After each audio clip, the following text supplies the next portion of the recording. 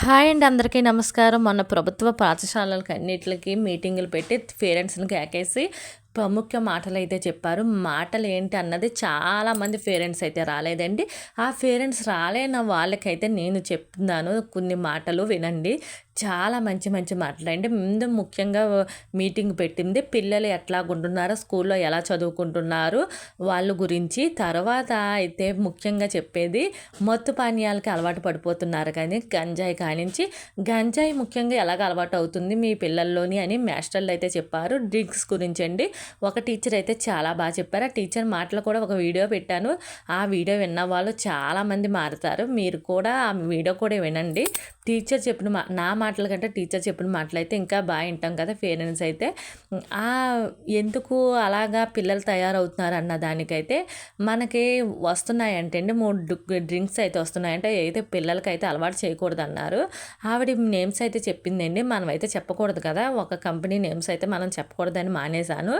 అలా 3 నేమ్స్ అయితే చెప్పిందండి. వాటి వల్ల అలాగలాగా మత్తు పానీయాలకు అలవాటు పడిపోతున్నారు. మీ పిల్లల్ని అయితే మీరే జాగ్రత్త చేసుకోవాలి. ముఖ్యంగా డబ్బులైతే ఇవ్వకూడదు. పిల్లలకైతే డబ్బులు అస్సలు ఇవ్వకూడదు. అలాగా ఒక ఒక మాస్టర్ని అయితే 3 పిల్లలు చంపేశారంటే అండి, వార్తల్లో కూడా వచ్చింది కదా. అలా చంపేస్తే రాయి లాంటి గుండె అయిపోయింది ఆ పిల్లలకి. ఒక మనసు అన్నది లేదు వాళ్ళకి అని మాస్టర్ కూడా చక్కగా వివరణతో చెప్పారు. ఆ చిన్న షార్ట్ కూడా పెట్టాను, అది కూడా చూడండి. ఎందుకంటే ఆ మత్తు పానీయాలు తాగటం వల్ల పిల్లలకి వాళ్ళ భవిష్యత్తుకు తెలీదు, ఒక మాస్టర్ తెలీదు, ఒక పేరెంట్స్ తెలీదు అనమాట. ముఖ్యంగా టీచర్ చెప్తున్నారు చూసారా, అది కూడా కాగితాలు కూడా మత్తు పానీయాలను పిల్లల్ని వదలకండి, చాలా జాగ్రత్తగా చూసుకోండి, డబ్బులు అయితే ఇవ్వకండి అండి. సెలబ్రేషన్స్ అయితే చాలా బాగా చేశారండి మాస్టర్లు. మొత్తం వివరణతో అందరికీ వచ్చిన వాళ్ళు ఎందుకు పేరెంట్స్ ఒక 20 మంది 30 మంది వచ్చామండి. కనవా పేరెంట్స్ 250 మందికి కూడా రాలేదు. ముందు రోజు అయితే ముగ్గులు పోటీలు కూడా పెట్టారు. దాంట్లో కొంతమంది పేరెంట్స్ అయితే ఒక 7 మంది నెంబర్స్ అయితేనే పాల్గొన్నాము. అదే అన్నారు టీచర్లు, మీరు వచ్చి మీ పిల్లలు ఎలాగున్నారో లేదన్నది చూసుకోవాలి కదండి. 250 మంది మా స్కూల్లో పిల్లలు ఉంటే ఒక 8 వచ్చారు. 8 ఒక ఒక 20 మంది 30 మంది దాకా వచ్చారు పేరెంట్స్. అదే మొత్తం అందరూ వస్తే మా పిల్లలు ఎలా చదువుతున్నారు అన్నది కొంచెం అడగాలి కదా. మీ పిల్లల్ని మీ ఇంటికాడ నుంచి ఎలా పంపుతున్నారు, మా స్కూల్లో ఎలాగుంటున్నారు, ఇంటికాడ కూడా చదివించుకోండి అని కూడా చెప్తున్నారు. అంతేకాకుండా పిల్లలతో డ్యాన్స్ ప్రోగ్రామ్స్ కూడా పెట్టారు.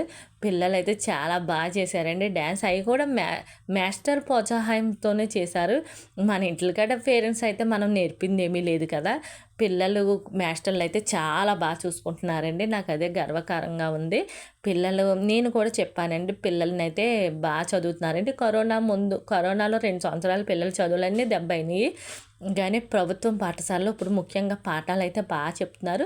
అంతకుమించి క్రమశిక్షణ కూడా చెప్తున్నారు. నాకు ఈ పిల్లల డ్యాన్స్ అయితే బాగా నచ్చేసిందండి. నాకు అలాగే చూస్తూనే ఉండాలనిపించింది అనమాట. చాలా వాళ్ళ స్టెప్పులు చిన్న చిన్న స్టెప్స్ అయినా, వాళ్ళ ఫీలింగ్స్, వాళ్ళ మొఖాలు, అందమైన మొఖాలు అయితే చూసి చాలా ఆనందం వచ్చేసింది అనమాట. ఈ షార్ట్స్లో కూడా పెట్టాను. మరి వాళ్ళ గురించి మనం పొగడాలంటే ఇలాగ వీడియో చేస్తేనే కదా పొగడగలము. అంత సెలబ్రేషన్స్ కూడా ఒక హెచ్ఎం సారు, వాళ్ళతో పాల్గొన్న మాస్టర్లు, చైర్మన్ అందరూ పాల్గొన్నారండి. అక్కడ మనకి ఏదన్నా పిల్లల గురించి చెప్పుకోవాలన్న అవకాశం కూడా వచ్చింది. మా పిల్లలిద్దరు కూడా బాగా చదువుతారు కదండి, నేను అదే చెప్పుకున్నాను. మాస్టర్లు కూడా ధన్యవాదాలు కూడా ఇచ్చుకుంటాను. ఎందుకంటే మన పిల్లలకు చదువు చెప్పిన గురువులు, వాళ్ళకి ఎంత గురువులో మనకి అంతే గురువులు కదండి. మన చదువుకున్న రోజుల్లో మనకు ఉంటుంది కదా ఒక టీచరు. ఎక్కడైనా టీచర్ అంటే స్కూల్లోనే కనబడ్డ టీచరు బయట కనపడేది, ఎంతో పొంగిపోయే వాళ్ళము టీచర్స్ని అయితే. ఇంకా అయ్యే కాకుండా వివిధమైన వంటలు చేయించి పేరెంట్స్తో పాటుగా పిల్లలకు కూడా వడ్డించారు. అది మాస్టర్లే వడ్డించారండి. మాకైతే అలాగా